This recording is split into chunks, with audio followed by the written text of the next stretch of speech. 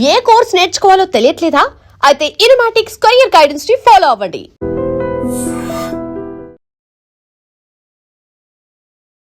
నమస్కారం, welcome to I dream. ధర్మ మార్గం విత్ విజిత కార్యక్రమానికి స్వాగతం.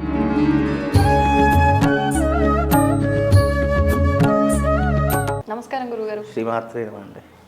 గురుగారు, వివాహ సమయంలో మనం ప్రింట్ చేయించిన పెళ్లి పత్రికలు ఏదైతే ఉంటాయో, శుభలేఖలు, ముందు మనం ఒక అంచనా ప్రకారంగా ఒక లెక్క వేసుకొని ఎక్కువ తక్కువ ఉన్నీలే అన్నట్టుగా కొన్ని ఎక్కువగానే మనం ప్రింట్ చేయిస్తూ ఉంటాం. అలాంటప్పుడు అవన్నీ అయిపోతే ఓకే, మనం పనిచేస్తే, లేదు అంటే కొన్ని మిగిలిపోతాయి, ఎట్లయినా కొన్ని మిగిలిపోతాయి. మరి మిగిలిపోయిన వాటిని మనం అసలు ఏం చేసుకుంటాము? వాటిని ఏదైనా మిగిలిపోతే మళ్ళీ ఉపయోగించుకోవచ్చు, కానీ ఈ శుభలేఖలు మాత్రం ఉపయోగించలేము. మరి వీటిని ఏం చేయాలి? అందులోనూ శుభకార్యము, ఇద్దరి జీవితాలకు సంబంధించింది, తర్వాత ఒక కుటుంబంగా మారపోయేది. ఈ శుభలేఖలు ఏమైనా చేస్తే అక్కడ వాళ్ళ జీవితంలో డిస్టర్బెన్స్ వస్తుందేమో అనే భయం చాలా మందిలో ఉంటుంది. కాబట్టి వీటి విషయంలో ఎలాంటి జాగ్రత్త తీసుకోవాలి, అసలు ఏం చేయాలి వాటిని? చాలా మంచి ప్రశ్న అండి, తప్పకుండా తెలియజేస్తారు. ముందుగా వీక్షిస్తున్న ప్రేక్షకులందరికీ శ్రీమాత్రే నమః, శ్రీ గురుభ్యో నమః. తదేవ లగ్నం సుదినం తదేవ తారాబలం చంద్రబలం తదేవ విద్యాబలం దైవబలం తదేవ లక్ష్మీపతేయంగ్రియుగం స్మరామి. ఇక్కడ వివాహము అనేటటువంటిది ఒక అద్భుతమైనటువంటి ఘట్టంగాను, అద్భుతమైనటువంటి యోగంగాను, మనిషి జీవితంలో కర్మను అనుభవించేటటువంటి మొట్టమొదటి కారణం ఏంటంటే వివాహ వ్యవస్థ అని అర్థం. వివాహ వ్యవస్థతోనే మనిషి యొక్క కర్మ ప్రారంధం అనేటటువంటిది ప్రారంభమవుతుంది. ఇది కర్మ సిద్ధాంతం ప్రకారంగా చూసుకున్నా, లేదా వివాహ వ్యవస్థ ప్రకారంగా చూసుకున్నా, వివాహం అనేటటువంటిది గొప్ప సాంప్రదాయానికి అద్దం పట్టినటువంటిది వివాహ వ్యవస్థ. మీరు అన్నట్టుగా వివాహంలో అనేక వస్తువులు మిగిలిపోతూ ఉంటాయి. ఒక వివాహంలో ఉన్నటువంటి పత్రికలు కావచ్చు, వస్తువులు కావచ్చు, లేదా కొన్నటువంటి ఏదైనా ఆభరణాలు కావచ్చు, లేదంటే వస్త్రాలు కావచ్చు, ఇంకా ఏదైనా కారణం. అందులో మొట్టమొదటిది ఏమిటి అంటే కనుక శుభలేఖ. ఈ శుభలేఖకు చాలా ప్రాధాన్యత ఉంది. ఇన్విటేషన్ అనేటటువంటిది ఇతరులని మనం ఆహ్వానించడానికి వాడేటటువంటి ఒక పత్రిక. అయితే ఈ శుభలేఖ అనేటటువంటిది చాలా మట్టుకు అందరి వివాహ వ్యవస్థలోనూ శుభలేఖలు మనం ఒకటి అంచనా వేసుకుంటాము. అయితే ఎక్కువనే ఉంటాయి తప్ప తక్కువ అనేటటువంటివి ఉండవు. చాలామంది ఎగ్జాంపుల్ ఒక 500 మందిని పిలుచుకుందామంటే ఒక 500 శుభలేఖలు అని అనుకుంటాము. వాళ్ళు ఏం చేస్తారు? 500 కొట్టారు, తప్పకుండా ఒక 50-100 ఎక్స్ట్రా కొట్టిస్తూనే ఉంటారు. బికాజ్ ఏంటి అని అంటే కనుక కొంతమందికి వెళ్ళలేని పరిస్థితుల్లో శుభలేఖలు అలాగే మిగిలిపోతూ ఉంటాయి. అయితే వివాహ వ్యవస్థలో శుభలేఖలు మిగలడం అనేది సర్వసాధారణంగా జరిగేటటువంటి విషయమే. కానీ మిగిలినటువంటి వాటిని ఏం చేయాలో చాలామందికి అర్థం కాదు. బికాజ్ ఏంటంటే పోని పడేద్దామా అని అంటే అవి చెత్త కుప్పలో పడేస్తే వేరే రకంగా ఉంటుంది, లేదా ఇంకా వేరే రకంగా దాచుకుందామంటే అన్ని శుభలేఖలు ఎవరు దాచుకోలేరు. అలాంటి సమయంలోనే శుభలేఖలు అనేటటువంటి మ్యాక్సిమంగా ఏంటి అని అంటే కనుక పెళ్లి సమయంలో మనం ఏదైతే వివాహ వ్యవస్థలో చేస్తామో అప్పుడు పెళ్లి సమయంలో ఈ తలంబ్రాల గుల్లలు ఉంటాయి కదా, మిగిలిపోయిన పత్రికలన్నీ, అంటే అప్పుడు పూర్వకాలంలో ఈ పద్ధతి ఉండేది, ఇప్పుడు ఉందో లేదో తెలియదు. ఇది పూర్వ పద్ధతిలో మనకు వివాహ వ్యవస్థ, వివాహ చంద్రిక అనేటటువంటి గ్రంథంలో కొన్ని తాత్పర్యాల ఆధారంగా కనుక చూసుకుంటే అందులో అంటే మిగిలినటువంటి వస్తువులు, పత్రికలు కావచ్చు, లేదు ఇతరితర వస్తువులు కావచ్చు, ఇంకా ఏదైనా పూజకు సంబంధించిన వస్తువులు కావచ్చు, అవన్నీ మిగిలిపోతేనట ఏదైతే తలంబ్రాల యొక్క గుల్ల ఉంటుందో, అంటే ఆ తలంబ్రాలు వేసేటటువంటి ఒక పాత్ర ఉంటుంది కదా, ఆ పాత్రలో ఆ తలంబ్రాలు అయిపోయిన తర్వాత ఈ పత్రికలన్నీ కూడా, పత్రికలు కావచ్చు, ఇంకా ఏదైనా మిగిలిపోయినటువంటి వస్తువులు కావచ్చు, ఏవైనా కానీ ఆ గుల్లలో పెట్టేసేసి మ్యాక్సిమం వాటిని ఏం చేయాలి అంటే, అయితే ఆ పెళ్లి సమయంలోనే పెళ్ళి కానటువంటి వారు ఉంటారు కదా, వాళ్లకు ఆ గుళ్ళతో సహా పత్రికలతో సహా ఇచ్చేటటువంటి సాంప్రదాయాన్ని పెట్టుకునేటటువంటి వారు. అలాగే వివాహ వ్యవస్థలో మనం నాగవల్లి అని చెప్పి చేస్తూ ఉంటాము. 5 కలశాలను పెట్టి దారం చుట్టే నాగవల్లి అని చెప్తూ ఉంటాము. అది నాగపూజ అని అర్థం. అయితే ఎవరికైతే సంతానం కాలేదో ఆ సంతానం కానటువంటి వారికి నాగవల్లితో చేసినటువంటి సూత్రం ఉంటుంది, అంటే దారం ఉంటుంది. ఎవరికైతే సంతానం కాలేదో ఆ దారాన్ని వాళ్ళకు చుట్టేటటువంటి వారు. ఇలా ఏవైతే వివాహ వ్యవస్థలో జరిగేటటువంటి అనేక సాంప్రదాయాలు ఉన్నాయో అవి చాలా మట్టుకు మన సనాతన ధర్మాన్ని ప్రోత్సహించేటటువంటిది, అలాగే ఆధ్యాత్మిక వ్యవస్థను ప్రోత్సహించేటటువంటి విషయాలు మన వివాహ వ్యవస్థలో చాలా ఉన్నాయి. అలాగే మిగిలిపోయినటువంటి వాటిని మనం చాలా మట్టుకు ఎవరికైతే వివాహం కాలేదో ఆ పత్రికలన్నీ కూడా కన్నె పిల్లలు గనక మనకి ఇస్తే, వాళ్ళకి ఇస్తే గనక వాళ్ళకి వివాహం అవుతుంది అని ఒక ప్రాచుర్యంలో ఉంది. అది ఇప్పుడు ఎవరు చేస్తున్నారో లేదో తెలియదు, కానీ అలా ఉండేటటువంటి వ్యవహారాలు చాలా మట్టుకు ఉన్నాయి. కొంతమంది ఏం చేస్తారు అని అంటే కనుక పారే నీటిలో వదిలివేయడము, లేదా దేవాలయంలో అప్పచెప్పేయడం. ఎందుకంటే కనీసం దేవాలయంలో ప్రసాదం పెట్టడానికైనా ఉపయోగపడుతుందేమో అనేటటువంటి సందర్భాల్లో కొంతమంది చేస్తుంటారు. కొంతమంది నదీ తీరంలో ఒడ్డులో కొంతమంది పారేస్తూ ఉంటారు. ఎవరి వ్యవహార శైలిని బట్టి వాళ్ళు చేసేస్తూ ఉంటారు.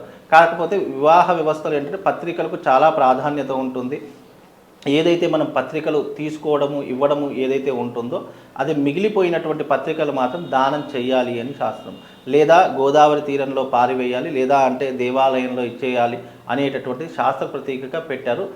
ఇప్పుడున్నటువంటి ఈ జనరేషన్లో చాలామంది ఏం చేస్తున్నారంటే పత్రికల్ని కూడా వాళ్ళకు వేసిన పూలదండలను కూడా చాలామంది మెమోరీస్గా ఒక ఫోటో ఫ్రేమ్ లాగా చేసి పెట్టుకుంటూ ఉన్నారు. ఒకటంటే పెట్టుకుంటాము, ఒక 50-100 మిగిలాయి అనుకోండి, దాన్ని పెట్టుకోలేకపోతాం. కొంతమంది ఏం చేస్తారు అంటే అలాగే ఆ పత్రికలన్నీ కూడా మూట కట్టేసి లేదా ఎర్రబట్టలు కట్టేసి పైన పాడేసేటటువంటి పద్ధతి ఇప్పటికీ కూడా. అంటే మా నాన్నగారి పత్రిక మొన్న ఇల్లు క్లీన్ చేసేటప్పుడు దాదాపుగా 1967లోనో ఎప్పుడు పెళ్ళైనట్టు పత్రిక ఇప్పుడు దొరికింది. అంటే అప్పుడు వాళ్ళు పెద్దవాళ్ళు కట్టేశారు, అది మొత్తం చెదలు పట్టుకుపోయింది అనుకోండి. కానీ అలా అంటే ఆ పాత కాలంలో ఉన్నటువంటివన్నీ కూడా మా తాతగారు చదువుకున్నటువంటి గ్రంథాలు కూడా ఇప్పుడు అంటే ఆ లిపి కూడా అర్థం కానటువంటి, అంటే ఆ పేపర్ ముట్టుకుంటే ఇలా విరిగిపోతుంది అంత ఇది. అంటే అవి చాలా పురాతనమైనటువంటి గ్రంథాలు. అయితే మా తాతగారు పురాణ పద్ధతులు అనేటటువంటి కాలానుగుణంగా మారుతాయి. ఆ పద్ధతులు ఇప్పుడు చెప్పావంటే నిన్ను వెలివాళ్ళ చూస్తారు. కాబట్టి పురాణ పద్ధతులు నువ్వు చెప్పడం మానేవేసేయి. ఎందుకు అంటే ఓల్డ్ ఈజ్ గోల్డ్ అని అన్నారు, కానీ ఎప్పటికైనా ఆ ఓల్డే మనల్ని కాపాడుతుందని చాలామంది అన్నారు. ఇప్పుడు గతంలో మనము తినడానికి చాలా కష్టపడాము, ఇప్పుడు తిన్నది అరిగించుకోవడానికి కష్టపడుతున్నాము. అలాంటి పద్ధతులు వచ్చేసాయి. అంటే వాస్తవానికి ఏంటంటే ఎప్పటికైనా కూడా పాతతర పద్ధతులు మనిషిని ఎన్నో రకాలుగా ప్రయోజనం కారకుండా చేస్తాయి తప్ప అవి వెనక్కి లాగేవి. అందుకే ఏదైనా కాలానుగుణంగా మారుతూ చెప్పాలని అంటారు. కానీ పూర్వ పద్ధతులు అలా ఉండేటటువంటి. ఇప్పటికి కూడా ఎవరికైనా పెళ్లి పత్రికలు మిగిలిపోతే గనక గోదావరిలో నిమజ్జనం చేసేయడం తప్ప దానికి వేరే ఆప్షన్ లేదు. మనము మామూలుగా కాల పెట్టడం అనేది చేయలేము. లేదు ఎక్కడికైనా చెత్త కుప్పలో పారేద్దామంటే మనసు ఒప్పదు. కాబట్టి అందుకే నదీ తీరంలో కానీ లేదా నదిలో కానీ నిమజ్జనం చేసడం చాలా ఉత్తమమైనటువంటి పద్ధతి అండి. గురుగారు, మంత్రం, అసలు మంత్రం యొక్క మహత్వం ఏంటి? అదేవిధంగా మంత్ర ఉపాసన వల్ల, మంత్ర జపం వల్ల కలిగే ఫలితాలు ఏంటి? దాని గురించి తెలియజేయండి. మన సృష్టిలో శబ్దానికి చాలా శక్తి ఉంది. శబ్దము అనేటటువంటిది ఎన్నో వాటికి కదలికలను శక్తిని ప్రసాదింపజేసేటటువంటిది శక్తి. మంత్రము అలాగే మాట అనేటటువంటిది కూడా చాలా అనుభవంలోకి వస్తూ ఉంటుంది.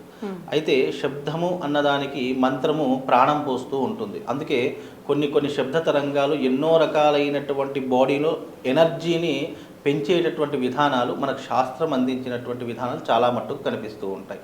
అందులో మంత్రము అన్నదానికి అర్థం ఏమిటి అంటే కనుక ఏదైతే ఒక మంత్రాన్ని మనం అర్థం చేసుకొని దాని తాత్పర్యం ఏమిటి, ఈ మంత్రం ఎందుకోసం ఉద్భవించింది, దాని పుట్టు పూర్వత్రాలు ఏంటి, ఈ మంత్రం చదవడం వల్ల ప్రయోజనం ఏమి కలుగుతుంది అని తెలుసుకునేటటువంటిదే మంత్రం యొక్క గొప్పతనము. ఈ రోజున చదివేటటువంటి ప్రతి వేదము లేదా మంత్రము లేదా శ్లోకము లేదు అంటే పారాయణాలు ఇవన్నీ చేస్తున్నారు. దేనికోసం చేస్తున్నారు అంటే ఆ ఒక్కొక్క అక్షరానికి ఒక్కొక్క శబ్దానికి మన శరీరంలో ఉండేటటువంటి సమస్త నాడులు స్పందిస్తూ ఉంటాయట. అమ్మ అంటే పెదాలు మూసుకుంటాయి, నాన్న అంటే పెదాలు తెరుచుకుంటాయి. అంటే శబ్దానికి ఉన్నటువంటి గొప్పతనం ఏమిటి అని అంటే కనుక ఏదైతే శబ్దాన్ని మనం పలుకుతూ ఉంటామో అది మన శరీరానికే కాదు మన జ్ఞానానికి కూడా అపూర్వమైనటువంటి శక్తిని ప్రసాదించేటటువంటిదే మంత్రము అని అర్థము. మరి ఈ మధ్యకాలంలో మంత్రాన్ని కూడా చాలా ప్రాముఖ్యత ఎందుకు సంతరించుకుంది అంటే కొన్ని మంత్రాల ద్వారా జీవకళను ఉట్టిపడేలా చేయవచ్చు. అలాగే కొన్ని శబ్ద తరంగాల వల్ల కొన్ని మంత్రాల వల్ల మనిషిని కట్టిపడేసేటటువంటి శక్తి సామర్థ్యాలు కూడా చాలా మట్టుకు ఉంటాయి. పాజిటివ్ ఉంటుంది, నెగిటివ్ ఉంటుంది, మంచి ఉంటుంది, చెడు ఉంటుంది. మంత్రాలలో కూడా ఉన్నటువంటి శక్తి ఉంది. అందుకే శాస్త్రంలో ఏం చెప్పారు అంటే ఎందుకు చేస్తాము అంటే ఆ శబ్దాలను ఆ మంత్రాలను పలకడం ద్వారా అక్కడ ఎనర్జీ అనేటటువంటిది పాజిటివ్ ఎనర్జీ అనేటటువంటిది అత్యధికంగా పెంచేటటువంటి అవకాశం ఒక్క మంత్రానికి మాత్రమే ఏర్పడుతుంది. అందుకే మంత్రము చాలా గొప్పనైనటువంటిది. మనం ఏ మంత్రం చదివినా ఏ యొక్క పారాయణం చేసినా ఆ వైబ్రేషను మన శరీరానికే కాదు మన యొక్క పూర్తి పుణ్యానికి దారి తీసేటటువంటిది, మనల్ని చైతన్యవంతంగా చేసేటటువంటిది మంత్రము అని. మంచి అంటే మనిషికి మేలు చేసేటటువంటి మంత్రాలు కొన్ని ఉంటాయి, చెడు చేసేటటువంటి క్షుద్ర మంత్రాలు కొన్ని ఉంటాయి.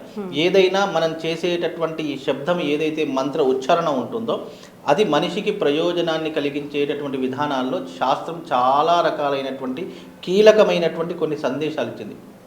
ఒక మంత్రం చదువుతున్నాము అని అంటే ఆ మంత్రం వల్ల మనిషికి కలిగే ప్రయోజనాలు ఏమిటి, ఆ మంత్రాన్ని ఆ శబ్దాన్ని మనం పలకడం ద్వారా మనలో ఉన్నటువంటి చైతన్యం ఏ రకంగా జాగృతి చెందుతుంది అనేటటువంటి అంశాలను తెలియజేసేటటువంటిదే మంత్రము అని అర్థం. మంత్రానికి దేన్నైనా కట్టుబడేసే మంత్రం దైవాధీనం, తన్మంత్రం బ్రాహ్మణాధీనం. అంటే బ్రాహ్మడు మంత్రానికి కట్టుబడి ఉంటే ఆ మంత్రానికి బ్రాహ్మడికి దైవం కట్టుబడి ఉంటుందట. అంటే మంత్రానికి శబ్దానికి బ్రాహ్మడికి కట్టుబడేటటువంటిదే దైవం. అందుకే మనం ఏదైనా దేవతా ప్రతిష్టలు చేసేటటువంటి సందర్భాల్లో మంత్రోచ్చారణ చేయడం, వేద పారాయణం లాంటిది చేయడం ఎందుకు పెడతాము అంటే ఆ శబ్ద తరంగాలకు నెగిటివ్ ఎనర్జీ అనేటటువంటి దూరం అవుతుంది. అందుకే కొన్ని ఇళ్లలో పారాయణాలు చేస్తారు. లలితా సహస్రనామ పారాయణము, ఖడ్గమాల పారాయణము, లేదా విష్ణు సహస్రనామ పారాయణం. ఇప్పుడు ఏదైనా మంత్ర సాధన చేయాలి అనుకున్న వ్యక్తి గురువు ద్వారా ఉపదేశం తీసుకోవాలా? లేదు అని అంటే ఇప్పుడు యూట్యూబ్లో వీడియోలో అందరూ చెప్తున్నారు, అలా నేను గురువు ద్వారా తీసుకున్నట్లే అని భావన చేస్తూ ఉంటారు కొంతమంది పుస్తకంలో చూసి డైరెక్ట్గా మొదలు పెడుతూ ఉంటారు. ఎలా చేస్తే ఉత్తమం అంటారు? ఎలా చేసినా సిద్ధిస్తుందా? ఎలా పడితే అలా చేస్తే మంత్రం ఎప్పటికీ సిద్ధించదు. ఇప్పుడు చాలామంది ఏమనుకుంటారు అంటే నేను రోజు సహస్రనామ పారాయణం చేస్తున్నాండి, రోజు విష్ణు సహస్రనామ పారాయణం చేస్తున్నాను, లేదా రోజు గణపతికి సంబంధించిన శ్లోకం చదువుకుంటాను అని చెప్పి చాలామంది అంటారు. మంత్రము అనేటటువంటిది గురుముఖతగా స్వీకరించేటటువంటి దాన్ని మంత్రోపదేశము అని అంటారు. మంత్రము కానీ యంత్రము కానీ తంత్రము కానీ ఏదైనా గురుముఖతగా తీసుకుంటేనే దానికి ప్రయోజనం అనేటటువంటిది కలుగుతుంది. ఎందుకు అని అంటే ఒక మంత్రము ఎవరైనా ఉపదేశం ఇస్తున్నారు అని అంటే ఆ మంత్రం ఉపదేశించేటటువంటి గురువులు ఎవరైతే ఉంటారో వాళ్ళు దీక్షాపరులై ఉండి ఒక మంత్రాన్ని ఎదుటి వారికి ఇస్తున్నారు అని అంటే ఇచ్చేటటువంటి గురువు ఎవరైతే ఉన్నారో పూర్తిగా అమ్మవారి యొక్క తత్వాన్ని అర్థం చేసుకొని అమ్మవారి యొక్క శక్తిని ఉపాసన చేసినటువంటి మంత్రశక్తి అనేటటువంటిది అతని దగ్గర ఉంటుంది. కాబట్టి అది ఇతరులకు ఇవ్వడం అనేటటువంటిది గొప్పనైనటువంటి పని. ఎందుకు అంటే కనుక ఒక మంత్రము ఎవరికైనా ఉపదేశం ఇచ్చాము, ఆ ఉపదేశం తీసుకున్నటువంటి వ్యక్తి కూడా ఆ మంత్రాన్ని రోజు ఉచ్చరిస్తూ ఉండి రోజు పారాయణం కానీ లేదా రోజు చదువుకోవడం కానీ చేశాడనుకోండి, ఎవరైతే ఈ యొక్క మంత్రదీక్ష తీసుకున్నటువంటి వాడు ఉంటారో ప్రపంచాన్ని శాసించేటటువంటి గొప్పనైనటువంటి శక్తి సామర్థ్యాలు మనిషికి కలుగుతాయి. అది ఎదుటి వారిని శాసించాలన్నా, ప్రపంచంలో చక్రం తిప్పాలన్నా, ఎలాంటి వారినైనా కూడా మన మాట వినేలా చేసుకోవాలన్నా అది ఒక్క మంత్రముతోనే సాధ్యపడుతుంది. కొంతమంది అంటారు మంత్రాలకు చింతకాయలు రాలుతాయా అని. అంటే మామూలు ఇన్ జనరల్గా చాలామంది మాట్లాడతారు ఆ రోజులు పోయాయండి, రోజులు ఎక్కడికి పోలేదు, మంత్రం అలాగే ఉంది. కానీ మారడం అనేది మనిషే మారాడు తప్ప మంత్రం అప్పటి నుంచి ఎలా ఉందో ఇప్పటికీ అలాగే ఉంది. కానీ మనము చేసేటటువంటి సాధనలు లోపాలు కలుగుతున్నాయి తప్ప ఇక్కడ మంత్రంలో లోపం ఎక్కడా లేదు. ఒక్కసారి నిజంగా మనస వాచ కర్మణ త్రికరణ శుద్ధితో నువ్వు ఏదైనా మంత్రాన్ని గనక నువ్వు అవపోసనం పట్టావు అంటే ఆ మంత్రం ద్వారా మనం దేన్నైనా కంట్రోల్ చేసేటటువంటి పవర్ శక్తి మన దగ్గర ఉంటుంది. అందుకే మంత్రానికి అంత ప్రాధాన్యత. ఒక మంత్రం మనిషిని కట్టిపడేస్తుంది, ఒక మంత్రము ఒక మనిషిని చాలా రకాలుగా ఇబ్బందులు పెడుతుంది, ఒక మంత్రం ఒక మనిషిని ఏ రకంగా కావాలంటే ఆ రకంగా వినియోగించుకునేటటువంటి శక్తి సామర్థ్యాలు ఒక్క మంత్రానికే ఉంటాయి. అందుకే గురుముఖతగా మంత్రం తీసుకుంటే అది ఏ రకంగా ప్రతి ఒక్క మంత్రానికి కొన్ని నియమాలు ఉంటాయి, ప్రతి ఒక్క మంత్రానికి కొన్ని సిద్ధాంతాలు ఉంటాయి. దానిని కరెక్ట్గా యూటిలైజ్ చేసుకుని అంటే కరెక్ట్గా ఉపయోగించుకుంటే ఆ మంత్రము గనక మీరు అవపోసన చేసుకున్నారు అంటే మీ నోటి నుంచి వచ్చే ప్రతి ఒక్క శబ్దము అది ఒక శాసనంలా, అంటే అది తప్పకుండా జరిగేది. ఈరోజు వర్షం పడాలి అంటే ఆ మంత్రాన్ని నువ్వు అవపోసన పట్టి మంత్ర సాధన కనుక నిజంగా నీలో ఉంటే ఈరోజు అవద్దన్న వర్షం పడుతుంది. ఒక్కొక్కసారి మనము మామూలుగా పొలాల్లో కానీ లేదంటే ఎక్కడికైనా వెళితే కొంతమంది బోర్ పాయింట్లు చూస్తూ ఉంటారు. అంటే బోర్ ఎక్కడ వేయాలి, ఏ స్థలంలో వేస్తే బాగుంటుంది అని. అయితే దానికి ప్రధానమైనటువంటి కారణం ఏంటంటే కొంతమందికి జల ఉపాసన అనేటటువంటిది ఒకటి ఉంటుంది. అంటే నీళ్ళు ఎక్కడ పడాలి, నీళ్ళు ఇక్కడ పడాలి అంటే అక్కడ నీళ్ళు లేకపోయినా ఎక్కడి నుంచి వస్తాయో తెలియదు, అది అంతర్గతంగా మనకు తెలియదు, కానీ అక్కడ నీళ్లు పడుతూ ఉంటాయి. అంటే జల ఉపాసన చేసేటటువంటి వాడికి ఇక్కడ అడుగు పెడితే ఇక్కడ నీటి ధారలు కురవాలి అనేటటువంటి శక్తి ఆ యొక్క మనిషిలో ఇమిడీకృతమైపోయి అతను ఏది చెప్తే అది జరుగుతుంది. కొంతమంది అగ్ని ఉపాసన చేస్తూ ఉంటారు. అగ్ని ఉపాసన చాలా ఉత్కృష్టమైనటువంటి ఉపాసన. ఇప్పుడు చాలామంది కొంతమంది అగ్ని మీద పడుకొని ఉంటారు, కానీ అగ్ని వాళ్ళని ఏమీ చేయదు. ఇలాంటి ఎన్నో రకాలైనటువంటి ఉపాసనలు చాలామంది చూసాం. మంత్రదీక్ష అంటే దాన్ని ఉపాసన అని అంటుంటాం. ఏదైతే ఒక మంత్రాన్ని నిరంతరం మనము ధ్యానిస్తూ దాన్ని జపిస్తూ ఉంటామో దాన్ని మంత్రోపాసన అంటాం. అలా మంత్రం ఏ దానికి మనం మంత్రం, ఇప్పుడు చాలామంది దగ్గర డబ్బులు ఉంటాయి, అంటే వాళ్ళ పుట్టుకతోనే డబ్బులు వస్తూ ఉంటాయి. కొంతమంది పేదవాళ్ళు మేము ధనవంతులు కావాలి అని అనుకుంటారు. వాళ్ళకి ఏంటి అని అంటే కనుక లక్ష్మీదేవి మంత్రోపాసన చేసుకుంటే ఆ వ్యక్తి ప్రపంచంలోనే అత్యంత ధనవంతుడిగా మారిపోవడానికి అవకాశం ఉంటుంది. ఎందుకు? ఆ మంత్ర ఉచ్చారణ చేసుకోవడం ద్వారా. అందుకే మంత్రానికి చాలా శక్తి ఉంది. అది మనస వాచ కర్మణ త్రికరణ శుద్ధితో కనుక నువ్వు తల పెడితే 100% నువ్వు ఏది కావాలంటే అది చేసుకోవడానికి మంత్రము శబ్దము నీ జీవితంలో ఉపయోగపడుతుంది. ఎందుకంటే మనము నోటి నుంచి వచ్చే ప్రతి ఒక్క శబ్దం విశ్వానికి కనెక్ట్ అవుతుంది. ఆ విశ్వానికి కనెక్ట్ అయినప్పుడు మనం విశ్వం ఏం కావాలో అది మన దగ్గరికి తెచ్చిపెట్టేటటువంటి గొప్పనైనటువంటి శక్తి దేంట్లో అయినా ఉంది అని అంటే అది కేవలం మంత్రదీక్షకు మాత్రమే ఉంటుంది. ధన్యవాదాలు గురుగారు. And for more videos, Please subscribe to iDream channel. Subscribe to iDream Media. Please subscribe to iDream. Please subscribe to iDream. Please subscribe iDream. And please subscribe to iDream. For more videos, subscribe to iDream. please like, share and subscribe to the channel. Congratulations, iDream. Subscribe to iDream. Subscribe to iDream. So subscribe to iDream Media. iDream की iDream team अंदर की huge congratulations. Please subscribe iDream Media. Please subscribe to iDream. Subscribe iDream. Please subscribe to iDream. iDream అంటే నా కళల ఛానల్ను subscribe చేసుకున్న నోరు తిరుగుతలేదు, మీరైతే గంట గుర్తు కొట్టండి. For more such videos, please subscribe to iDream. Subscribe to iDream. Please subscribe to iDream. Please subscribe iDream Media. Please do subscribe to iDream. Please subscribe to iDream Media. For best entertainment and information, please subscribe iDream. And don't forget to subscribe to iDream.